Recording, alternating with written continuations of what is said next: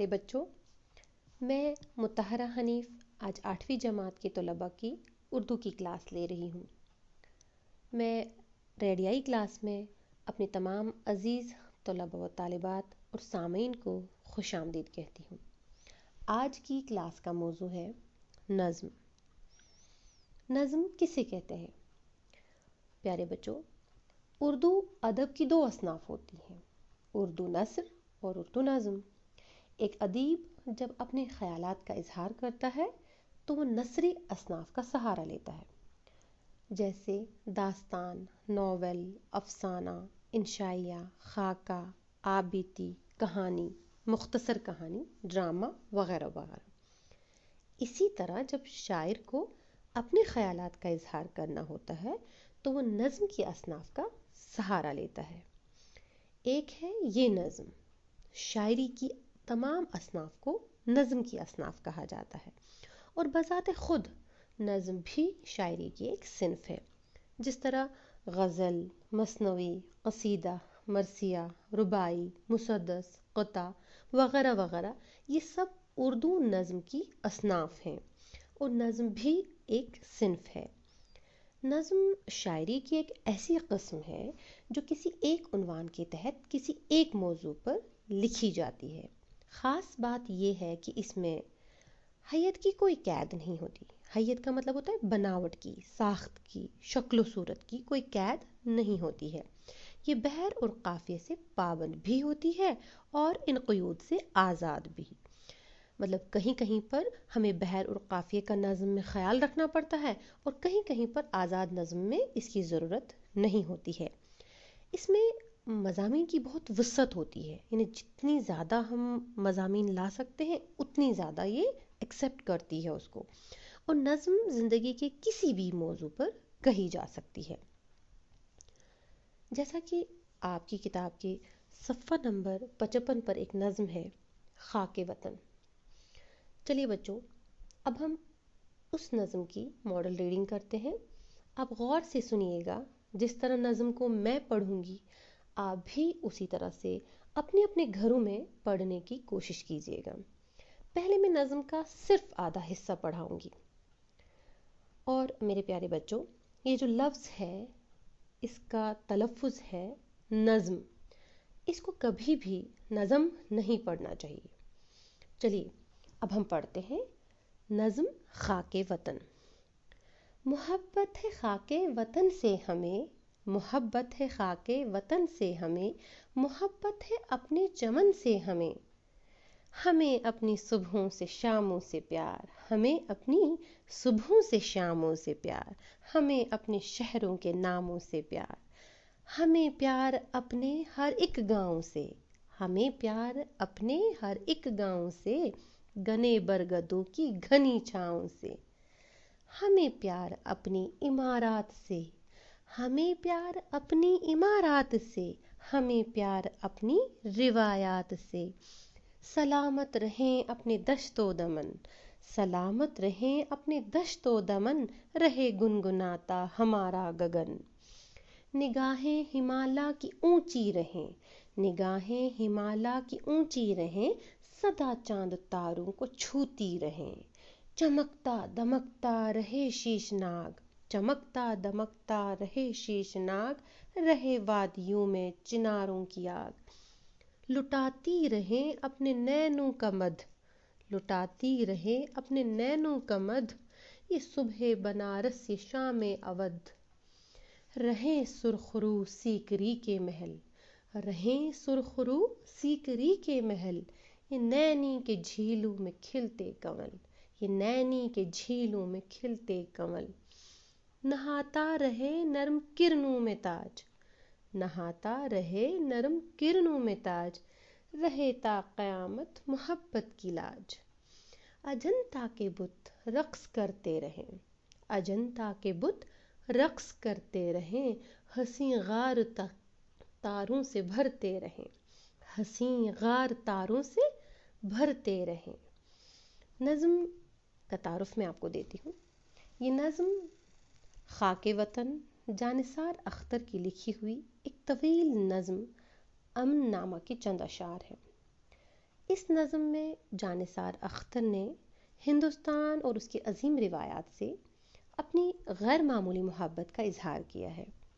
عہد قدیم سے لے کر مختلف تاریخی ادوار میں ہندوستان کی سماجی، تہذیبی، معاشی اور ثقافتی اور علمی و ادبی روایات کی عظمت کا اظہار کیا ہے۔ اردو شاعری میں حب وطن کے موضوع پر جانثار اختر کی نظم شاہکار کا درجہ رکھتی ہے۔ اس نظم میں جانثار نے پورے عالم کے لیے امن اور قومی یکجہتی کا اظہار کیا ہے۔ اب ہم اس حصے کے مشکل الفاظ کے معنی سمجھتے ہیں، ٹھیک ہے؟ چلیے بچوں، آپ ان تمام الفاظ کے نیچے خط کھینچیے جو میں آپ کو بتانے جا رہی ہوں۔ ان الفاظ کے معنی آپ کو یاد بھی رکھنے ہیں اور ان کا تلفظ یعنی ادائیگی بھی آپ کو سمجھنی ہے۔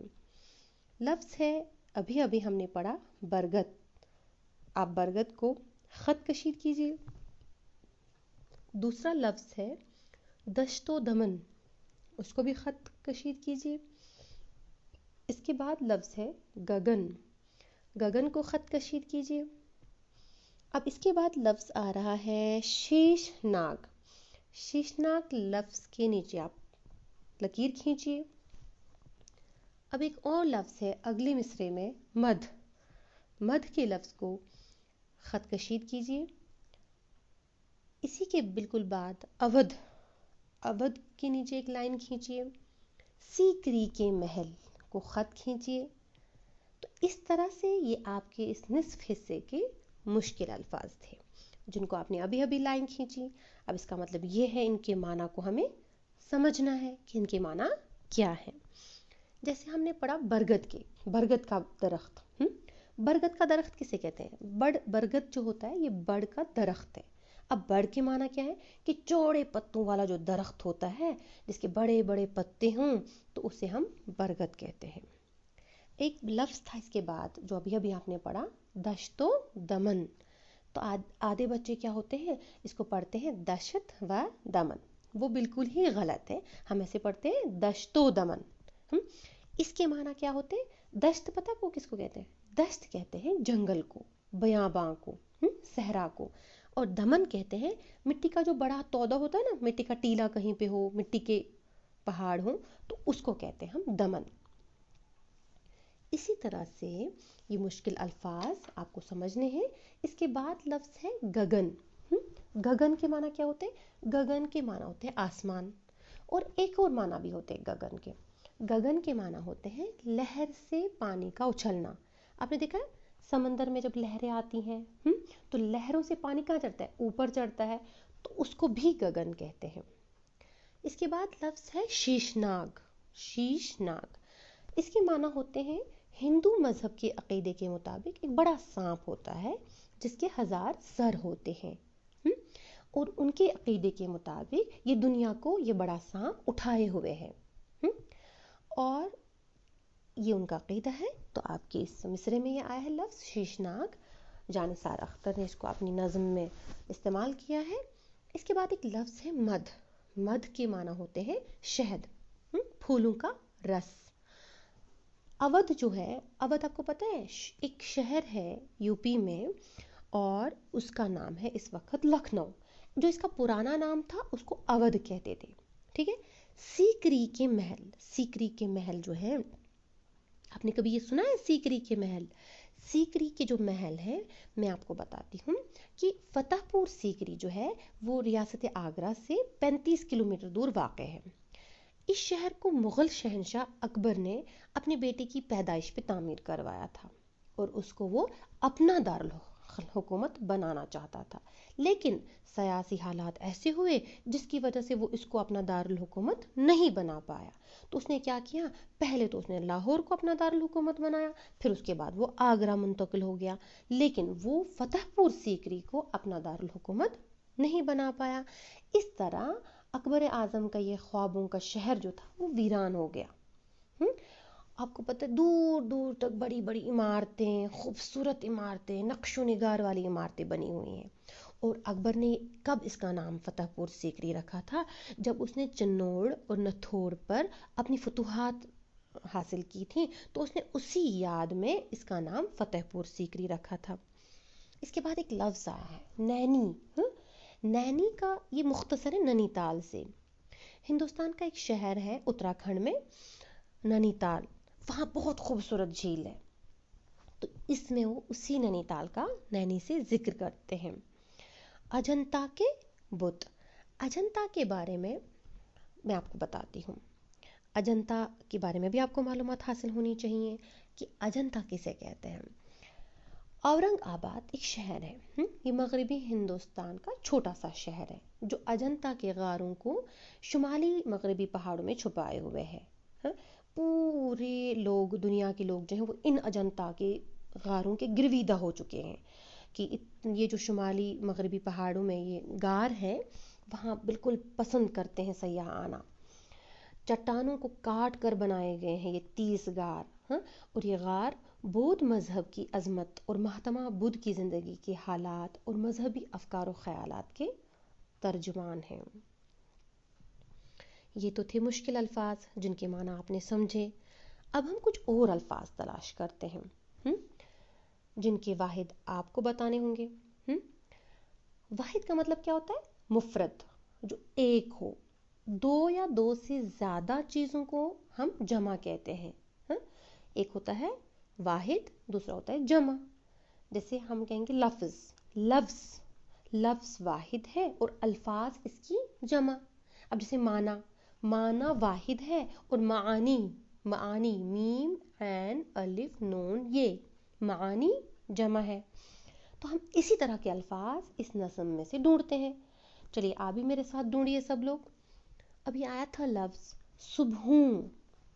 ابھی جب میں نے نظم کو ماڈل ریڈنگ کی تھی، آپ نے دیکھا صبحوں کیا ہے؟ جمع ہے۔ آپ میں سے کوئی مجھے بتائیے کس کا واحد کیا ہے؟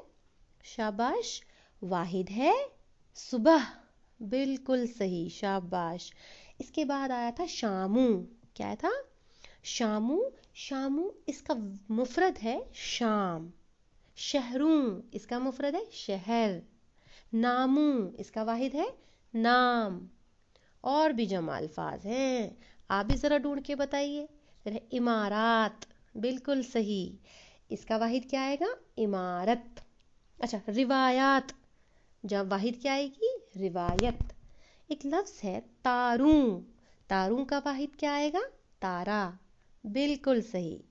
اچھا، وادیوں جمع ہے تو واحد کیا آئے گا؟ وادی، جی بالکل صحیح۔ پھر اس کے بعد ہے جمع چناروں کا واحد کیا آئے گا؟ چنار۔ ایک اور جمع ہے جو آپ سب ڈھونڈ کر بتائیے مجھے۔ جی ہاں، وہ نا مصرع ہے، نہاتا رہے نرم کرنوں میں تاج، نہاتا رہے نرم کرنوں میں تاج۔ کرنوں جمع ہے اور اس کا واحد کیا ہے؟ کرن۔ نین واحد ہے، نینو جمع ہے۔ اب وہ تو واحد جمع بھی ہو گئے۔ اب ہم آواز الفاظ کو سمجھتے ہیں کہ وہ الفاظ جن کی آواز بالکل ایک جیسی ہوتی ہے لیکن معنی کیا ہوتے ہیں؟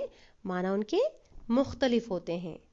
املا بھی مختلف ہوتا ہے کہ ہم اس کو لکھتے بھی الگ طریقے سے ہیں اور معنی بھی اس کے الگ ہوتے ہیں، لیکن ہم آواز ہوتے ہیں وہ لفظ۔